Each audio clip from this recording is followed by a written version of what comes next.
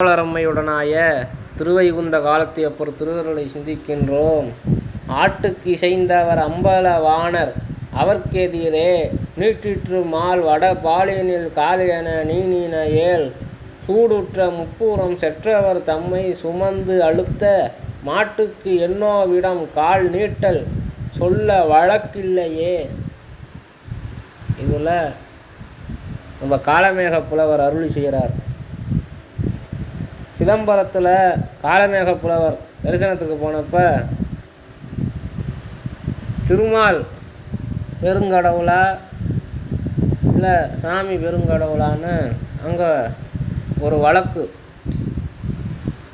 அங்கே அறிஞர்கள் அதை பற்றி வாதம் பண்ணி கொண்டு இருந்தார்கள்.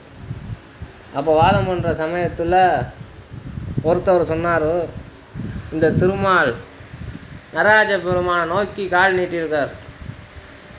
ஒரு பெரியவங்களுக்கு நேராக அப்படி சின்னவராக திருமால் இருந்தாரே ஆனால் கால் நீட்டியிருக்க மாட்டார். அப்போ அந்த நடராஜாவோட இந்த கோவிந்தராஜர் ரொம்ப பெரியவர், அதனால தான் இப்படி கால் நீட்டியிருக்காருன்னு அந்த வித்வான் சொன்னார். அப்போ நம்ம காளமேக புலவர் ஆட்டுக்கு இசைந்தவர் அம்பல வாணர் அவருக்கு எதிராக திருமால் கால் நீட்டியிருக்காருன்னு நீ எண்ணி விடாதே.